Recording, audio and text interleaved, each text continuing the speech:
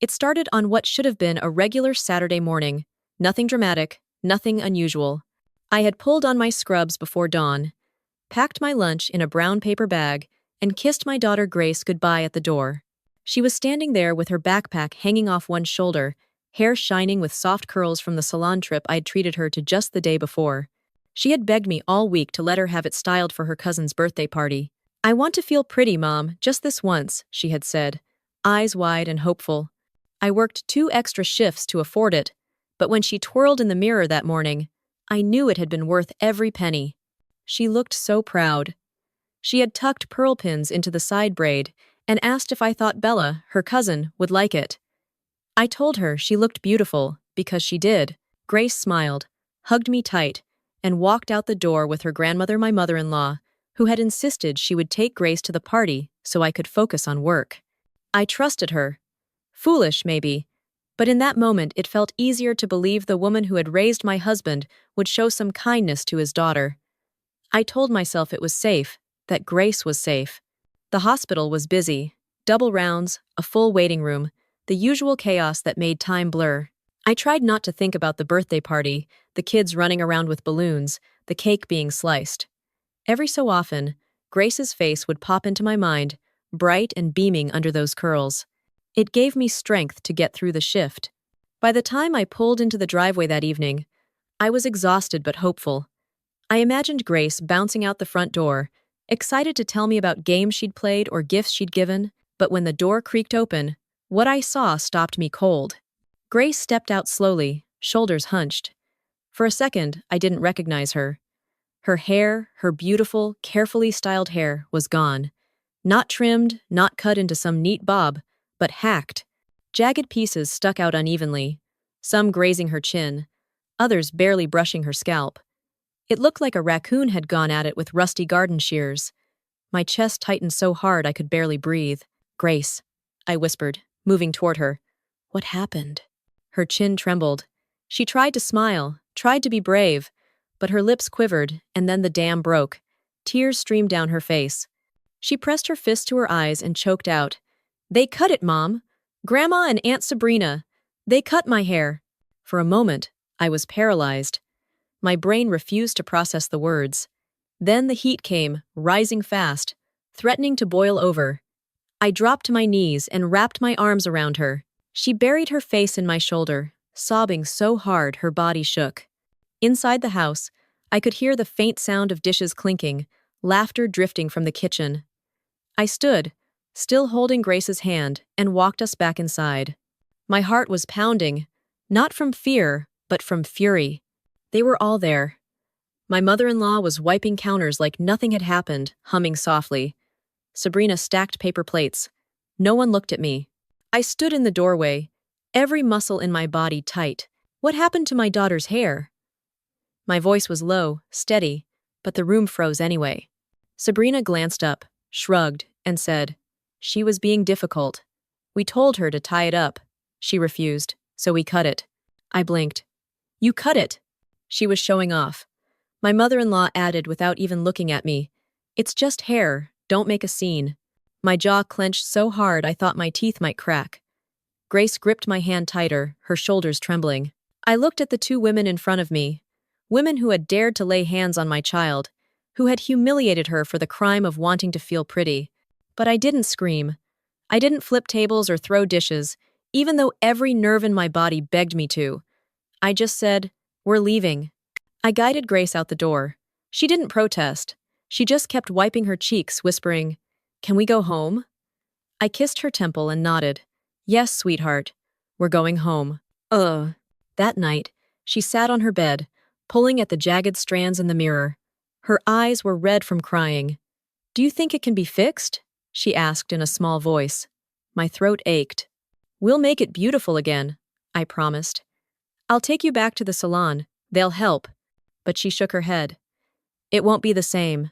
I wanted to tell her she was wrong, that hair grows back, that beauty is not measured in curls or pins, but the truth was, it wasn't about the hair. It was about the violation, about trust shattered and dignity stolen. I couldn't lie to her. When she finally fell asleep, cheeks still damp, I sat alone in the dark living room. My hands were shaking. Every detail replayed in my mind, the scissors, the laughter, the dismissive words. It wasn't discipline.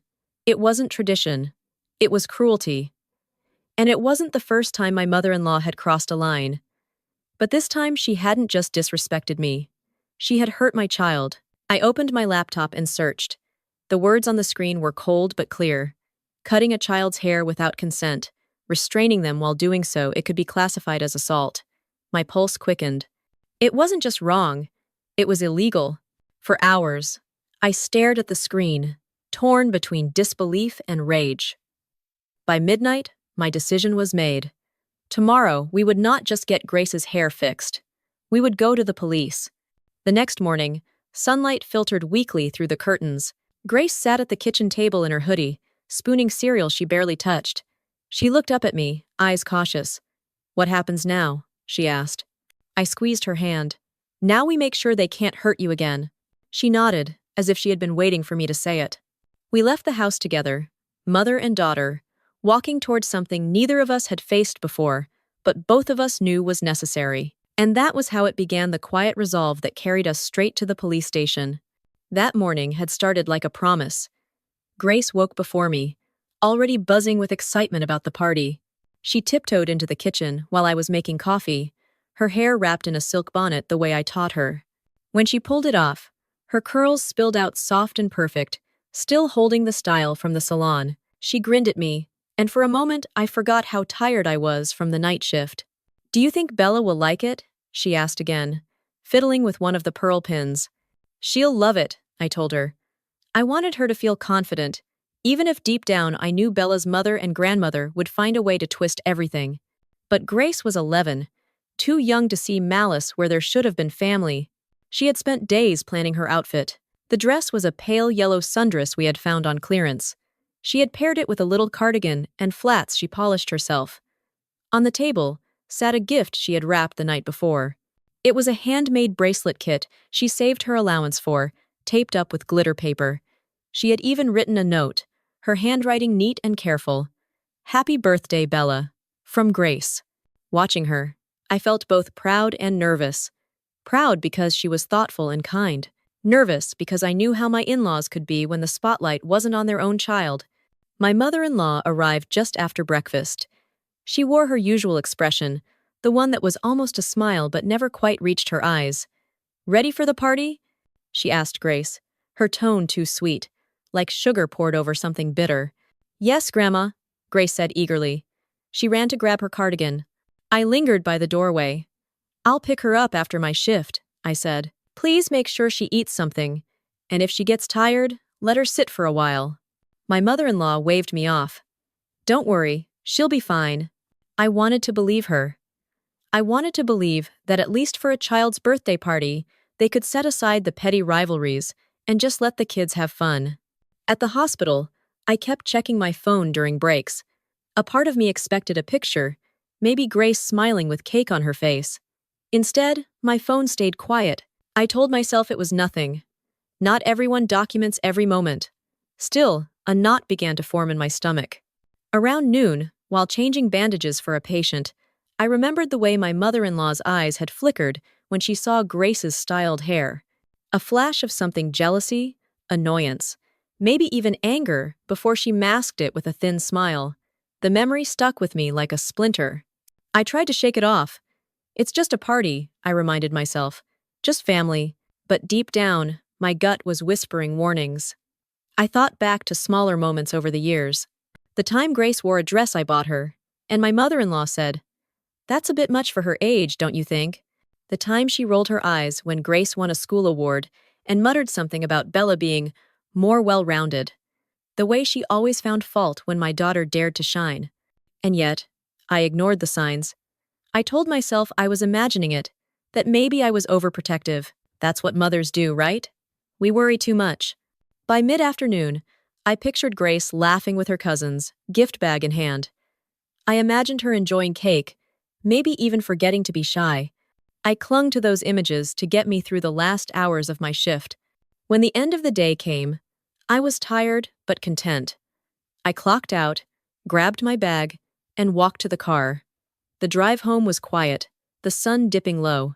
That was when the knot in my stomach tightened, pulling hard. I told myself it was just fatigue. But when I pulled into the driveway and saw Grace standing there, head bowed, I knew. The shock that hit me in that moment was brutal, but the truth was, it had been building. It didn't start with the scissors. It started with all those little cuts, those tiny moments of disrespect and favoritism. This was just the moment it could no longer be hidden. Later that night, as Grace sobbed in her room, I replayed the day in my head. I saw the way she had smiled at breakfast, so sure this would be a special day. I saw her carefully wrapped gift. I remembered the pride in her voice when she asked if Bella would like her hair. The betrayal wasn't just that they cut her hair, it was that they took a child's joy, her anticipation, her small but radiant pride, and crushed it under the weight of their own bitterness. I thought of how hard I had worked to make that morning happen, the extra shifts, the canceled plans, the careful budgeting. All of it so my daughter could feel beautiful and confident for one day. And my mother-in-law had stolen it in minutes, with scissors and cruelty. I wanted to scream at myself for not seeing it coming. But the truth was, I had seen pieces of it. I just didn't want to believe family could be so cruel. I didn't want Grace to grow up thinking she had enemies in her own blood. That night, as I sat in the dark living room, I promised myself something. I would not let this pattern continue. I would not let Grace grow up the way I had, always second place, always diminished to make someone else feel bigger. The decision was forming, even then. It wasn't just about comfort or forgiveness, it was about protection. About showing Grace that when someone hurts you, especially someone who claims to love you, you don't just smile and take it. You stand up, you draw a line. The next morning, when I told her we were going to the police, she looked at me with wide eyes. "Really?" she asked. "Yes," I said. What they did wasn't just mean. It was wrong. It was against the law. And we're not going to stay quiet. She nodded slowly, like the idea was sinking in, like maybe she didn't have to feel small anymore. I held her hand as we walked out the door. The world outside was the same blue sky, neighbors mowing lawns, cars driving past. But inside me, something had shifted. I wasn't just a tired mom trying to keep the peace. I was a mother ready to fight. And Grace, with her jagged hair and brave little heart, was worth every battle to come. The moment I stepped back into that house with Grace clinging to my hand, the air felt heavy. Laughter floated from the kitchen, clinking glasses, the scrape of forks on plates. It was surreal. They were eating cake as if nothing had happened, as if my daughter wasn't standing beside me with tears drying on her cheeks and hair hacked to pieces. I stopped in the doorway and looked around. Sabrina was stacking plates, humming under her breath. My mother-in-law was at the counter, wiping it down like she was polishing her pride. She turned only when she felt my eyes on her. Her face was calm, too calm, like she had already rehearsed what she would say. "What happened to my daughter's hair?" My voice wasn't loud, but it sliced through the noise. Sabrina blinked once, then shrugged. "She refused to put it in a ponytail. We told her. She didn't listen. So we cut it." I repeated the words slowly, each one tasting like metal. "You cut it." "Yes," she said, like it was nothing. She was being difficult. Grace tightened her grip on my hand. I could feel her trembling. I crouched slightly, whispering, "It's okay. I'm here." And then I stood straighter and turned back to them. "She's 11. You held her down and cut her hair against her will. That's not discipline. That's assault." My mother-in-law gave a soft laugh, sharp as glass. "Oh, stop being dramatic. It's just hair. It'll grow back." I felt my chest burn, but I forced myself to stay calm. "Do you know what you took from her? That style was a gift. She'd been waiting for this party for weeks, and you humiliated her. You cut her pride away with your scissors." Sabrina dropped the stack of plates into the sink with a clang. "Don't turn this into some tragedy," Bella cried when she saw Grace's fancy curls. "It wasn't fair to her. You parade your daughter around like she's special. You make Bella feel small." My jaw clenched so hard it hurt. Special? She's a child. She wanted to feel pretty. That's not showing off. That's being 11 years old. My mother-in-law crossed her arms. "You always think your daughter deserves more than anyone else's. Maybe she needed to be humbled." I froze. Those words sank deep, colder than anything else. Humbled. They wanted to humble her. They wanted to break her spirit because she dared to shine. Grace whispered, "Can we go home?" I stroked her hand gently, but kept my eyes locked on the two women in front of me. "You should be ashamed," I said quietly. "Ashamed of what you did to her. Ashamed of what you've shown Bella, that jealousy gives you permission to hurt others. Ashamed of what you've shown my daughter, that the people she should trust most are willing to humiliate her for sport." Sabrina rolled her eyes. "You're exaggerating. It's just hair." "No," I said. "It's not just hair. It's trust. And you shattered it." The room went still. My mother-in-law's face flickered for the briefest second, but then she straightened her shoulders. "If you can't handle a simple haircut, maybe you shouldn't leave her with us. You're always working, always too busy. Someone has to keep her in line." That hit me like a slap. All those nights, all those hours at the hospital, all the sacrifices to give Grace opportunities, and now they twisted it into an excuse for cruelty. I didn't raise my voice. I didn't shout. I just said, "You'll never touch her again." For a moment, no one spoke. Even the air seemed to pause. Grace leaned against me, silent but steady. I turned to leave, guiding her toward the door. Behind me, my mother-in-law's voice sharpened. "If you walk out like this, don't expect to come back. Family takes sacrifice." I stopped with my hand on the doorknob. My voice was calm, almost too calm. "I know about sacrifice. I've lived it. But what you did wasn't sacrifice. It was cruelty. And I won't let my daughter grow up thinking cruelty is normal." Then I opened the door and stepped out with Grace. The cool air hit my face like freedom. At home, the silence was different. Not heavy like in their house, but fragile. Grace sat on her bed, hoodie pulled tight, staring at nothing. I sat beside her and brushed my hand over the jagged strands of her hair. She flinched. "Sweetheart," I whispered, "what they did was wrong. You didn't deserve that. None of it." Her eyes brimmed with tears. "Why would Grandma do that to me?" My chest tightened.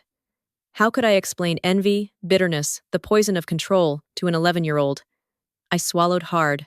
"Because sometimes people hurt others when they feel small themselves. But it wasn't your fault. It was theirs." She nodded faintly, but her gaze stayed on the mirror across the room. Her reflection looked like a stranger to her. I promised her we would fix her hair. I promised her it would grow. But more than that, I promised her I would make sure there were consequences. That night, as she finally drifted into sleep, I sat in the living room, hands clasped so tightly my knuckles ached. Every word from my mother-in-law replayed in my head. She needed to be humbled. "It's just hair. Family takes sacrifice." Each phrase was a nail in a coffin I was ready to seal. I thought about calling my husband, but I stopped. He would be caught between loyalty to his mother and love for his child, and I already knew which way he tended to lean. This time, I didn't want debate.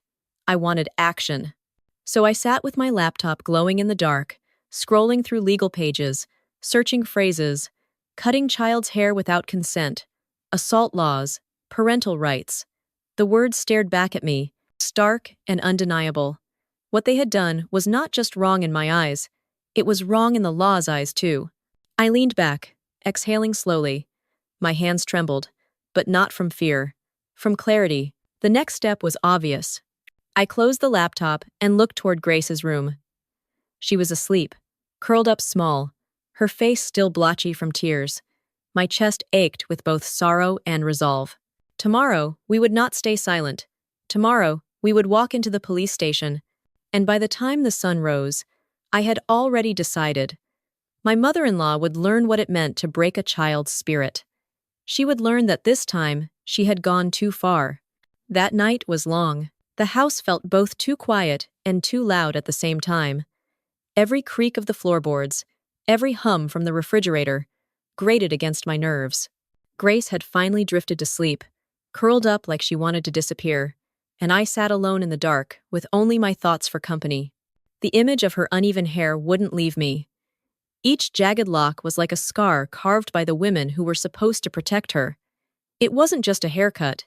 It was a message. It was years of rivalry and resentment boiled down into one cruel act. And the more I thought about it, the more I realized this had been building for a long time. From the day I married into the family, I had been measured against impossible standards. My mother-in-law always found ways to remind me I was not quite enough, too quiet at dinners, too opinionated in conversations, too frugal when I saved money, too wasteful when I spent it. When I was pregnant with Grace, she made comments about how I was too fragile. She insisted she knew better than me because she had raised 3 children of her own. At every turn, she had a correction ready. When Grace was born, she stood over me in the hospital, clucking her tongue as if I were a child fumbling through a test. "You're holding her wrong. She'll never latch like that. Here, let me show you." I wanted to believe it was just generational differences, but it grew sharper with time. She had always favored Sabrina, her daughter, the golden child. Sabrina could do no wrong. When she dropped out of college, it was because the program wasn't right for her. When she went through 3 jobs in a year, it was bad management. But if I ever needed help because I was stretched thin, working shifts at the hospital, I was not organized or making excuses. It was the same with the children. Bella was Sabrina's pride, and my mother-in-law's too. Every art project Bella made was displayed like a masterpiece. Every soccer game she played became a family event. When Bella got a B on a math test, it was celebrated as progress. But when Grace brought home straight A's, my mother-in-law muttered, "She studies too much. Kids need balance." I tried to let it go, telling myself that favoritism happens, that some grandparents are closer to certain grandchildren, but it became a pattern of dismissal. Grace was always treated as less. I remembered a Christmas 3 years ago. Grace had spent weeks drawing a picture of the whole family, carefully coloring each face. She wrapped it herself and gave it to Grandma, beaming with pride. My mother-in-law opened it, glanced at it, and set it aside without a word. Then Bella handed her a store-bought ornament with glitter glue smeared across it. She clapped her hands, hugged Bella, and declared it the most beautiful gift. I watched Grace's face fall. That was the first time I saw her shoulders slump in that particular way. Or the summer picnic, when Grace wanted to help set the table. She carried plates out, careful not to drop them. My mother-in-law looked at her and said, "Go play, you're in the way." A few minutes later, Bella wandered over, picked up a single napkin, and Grandma cooed about what a helper she was. Small things, maybe, easy to dismiss in the moment, but they added up. They shaped Grace's view of herself. And Saturday's haircut was not an accident. It was the culmination of years of undermining, of tiny cuts meant to whittle her down. Sitting in the living room, I thought about my own childhood. I remembered being in Grace's shoes. My sister was the shining star. I was the responsible one, the dependable one. Every time she messed up, there was an excuse. Every time I fell short, there was a lecture. I had promised myself I wouldn't let my daughter grow up the same way. And yet here she was, facing the same poison dynamic, only this time it came from people who should have loved her unconditionally. The memory of the party gnawed at me. Grace had been so proud of her curls. She had twirled for me in the mirror, her eyes bright with hope. She wanted to walk into that party and feel like she belonged. Instead, she was dragged down by scissors and smirks. They hadn't just cut her hair. They had cut her joy. I thought about the phrase my mother-in-law had used. She needed to be humbled. That echoed louder than anything else. Why would anyone want to humble a child? Why would anyone see confidence as arrogance, pride as vanity? Unless, of course, they were afraid of what it reflected back on their own child. I pressed my hands together and breathed through the anger. If I gave into it, I might explode. But if I stayed silent, Grace would learn silence too. She would think she had to accept cruelty from family, that blood ties gave people permission to harm her. That was the lesson I had learned growing up, and it had cost me years of self-worth. Not this time. I looked down the hallway where Grace was sleeping. I thought of her small voice asking, "Do you think it can be fixed?" She wasn't just talking about her hair. She was talking about her heart. The decision solidified inside me like stone. Tomorrow I would go to the police. Not just for Grace's sake, but for mine too. To prove to both of us that we weren't powerless, that we didn't have to swallow every wound just because it came from family. I picked up my phone and scrolled through old pictures of Grace. Her smile at last year's science fair when she won first prize. Her excitement on her first day of middle school. Her pride, when she saved enough money to buy me a birthday gift with her allowance. She deserved protection. She deserved someone to fight for her. And I was done letting fear of family drama keep me from acting. By the time the clock hit midnight, I was exhausted but resolved. I closed my eyes and whispered a prayer over her sleeping form. "You are safe. I'll make sure of it." Sleep didn't come easily.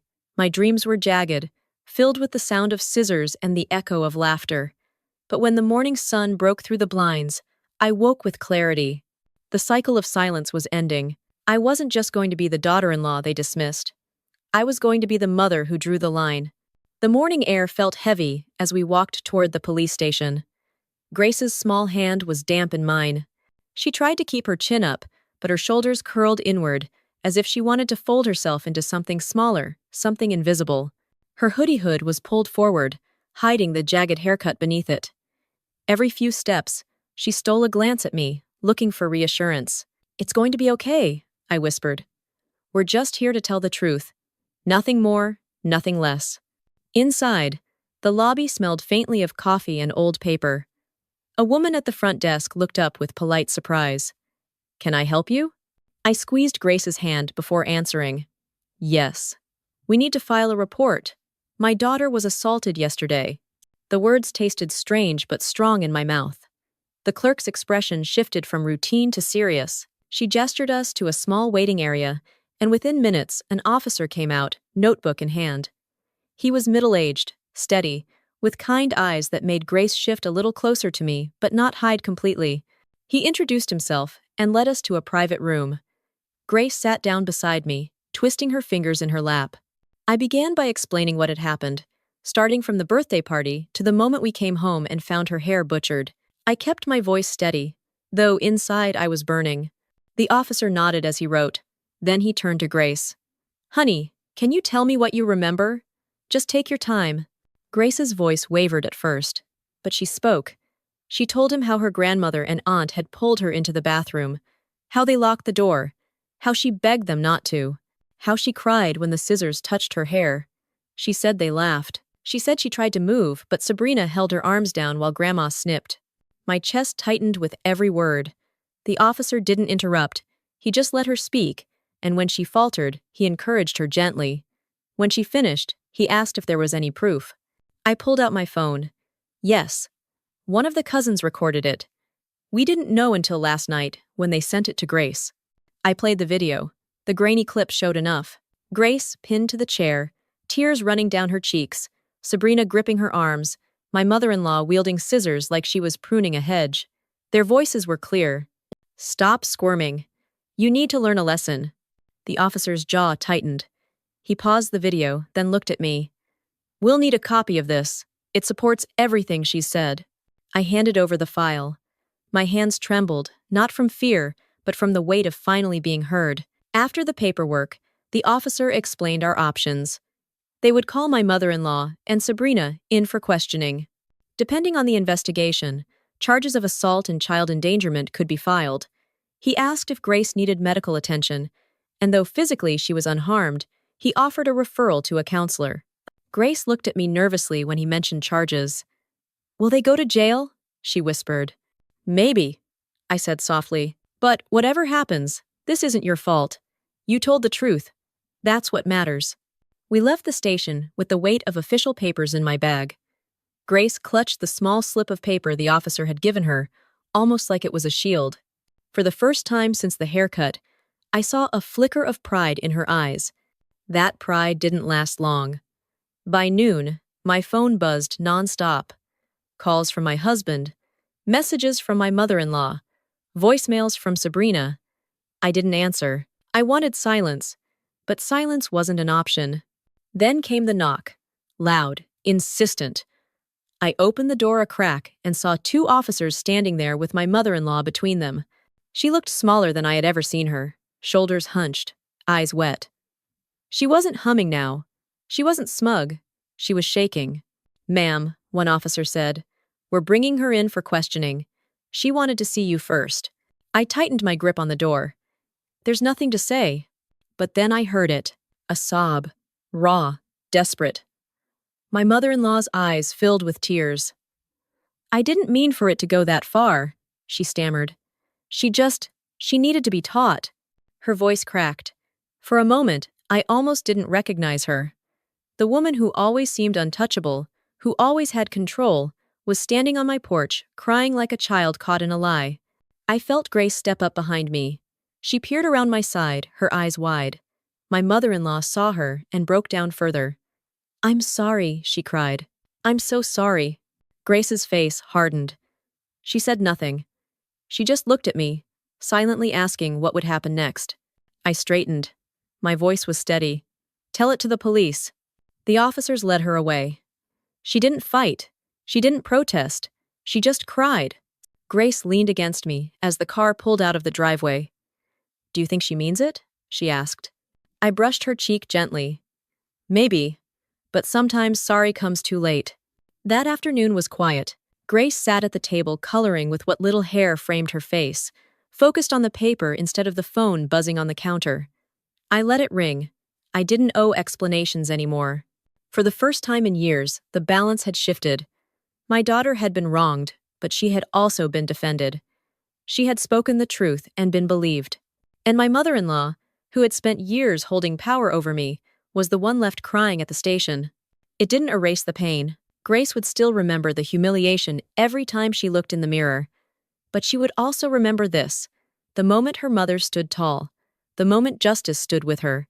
As evening fell, I tucked her into bed and kissed her forehead. She whispered, "Thanks for not letting them get away with it." I smiled softly.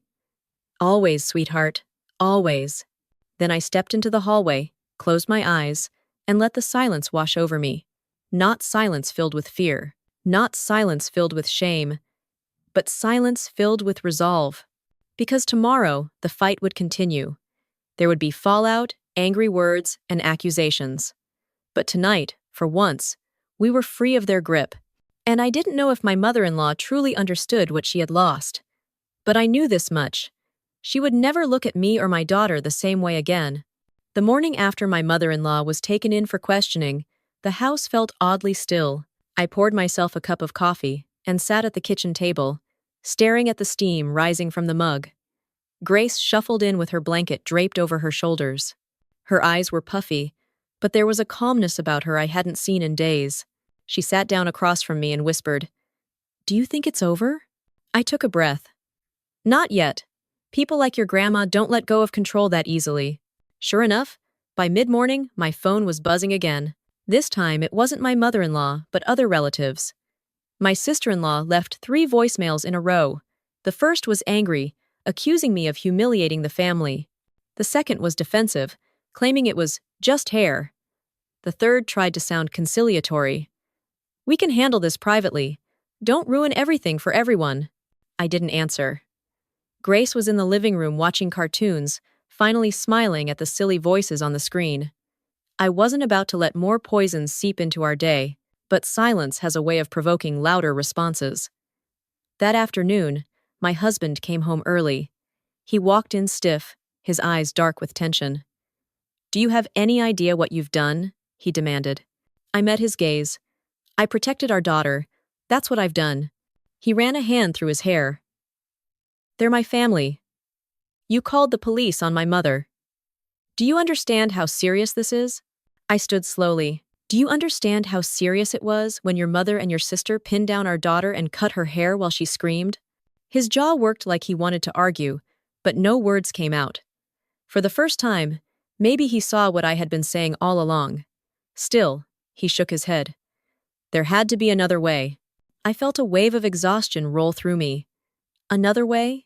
We've tried every way. We stayed silent at dinners when they mocked me. We smiled through holidays when they ignored Grace. We swallowed insult after insult, and now they've hurt her. Tell me, what other way was left? He looked away, his shoulders sagging. He didn't answer. That evening, there was another knock at the door. This time, it was not the police. It was my father-in-law. He stood on the porch, hat in hand, looking older than I remembered. His voice was low. "Can we talk?" I stepped outside, closing the door behind me so Grace wouldn't hear. "She's devastated," he began. "Your mother-in-law. She's never been in trouble with the law before. She was crying all night." I folded my arms. She should have thought about that before she put scissors to Grace's head. He flinched. She made a mistake. We all do. Family should forgive. I stared at him for a long moment. Family should protect. Family should lift each other up, not tear children down. Do you know what Grace said last night? She asked if she was ugly now. Do you understand the damage your wife caused? His eyes dropped to the porch boards. For a moment, I thought he might apologize. Instead, he muttered, "This could destroy us." I felt a coldness settle over me. Maybe what needed to be destroyed wasn't worth saving. He looked up, shocked. But I turned and walked back inside, leaving him standing in the fading light. The days that followed blurred into a cycle of messages and silence. Some relatives sided with me, quietly sending texts, saying they were proud I stood up for Grace. Others lashed out, accusing me of trying to fracture the family. I ignored them all. Grace, meanwhile, began to heal. We went to a salon, and a kind stylist shaped her uneven hair into a short bob that framed her face beautifully. Grace looked in the mirror, hesitant at first, then smiled. "It's not so bad," she said softly. That smile made me want to cry. One evening, as we sat together brushing out her new style, she asked, "Do you think Grandma will ever change?" I hesitated. "I don't know. But what matters is that you know you're worth protecting. No one can take that from you." She nodded, her eyes bright with something fierce. A week later, word came that charges might proceed. Child endangerment, assault. My phone lit up with frantic calls. Sabrina left another message, her voice breaking this time. "Please, don't let this go to court. Think about the family. Think about Bella." I deleted it without listening to the rest. That night, my husband sat beside me at the kitchen table. He was quiet for a long time. Then he said, "I can't defend what they did. I see it now. But I don't know how to live in the middle of this war." I reached for his hand. "Then don't stand in the middle. Stand with your daughter." He didn't answer right away, but he didn't pull his hand back either. The story didn't end with a neat bow. Family dramas rarely do. Some relatives still won't speak to me. Others look at me with new respect. My mother-in-law has not shown her face since that day at the station. I hear she cries often, claiming she was misunderstood, that she only meant to teach a lesson. But I know the truth. Grace knows it too. And maybe one day, my mother-in-law will realize what she lost. Not just her power, not just her pride, but the chance to be the grandmother my daughter needed. As I watched Grace laugh with a friend in the yard, her short hair catching the evening light, I felt both sadness and strength. Sadness for what was broken, strength for what we had reclaimed. I don't know if my mother-in-law will ever admit it. I don't know if she will ever look in the mirror and see the woman who chose envy over love. But I do know this. The day she cut Grace's hair, she cut more than curls. She cut the ties that bound us to silence. And I don't know if she realizes it yet. But she lost something she may never get back.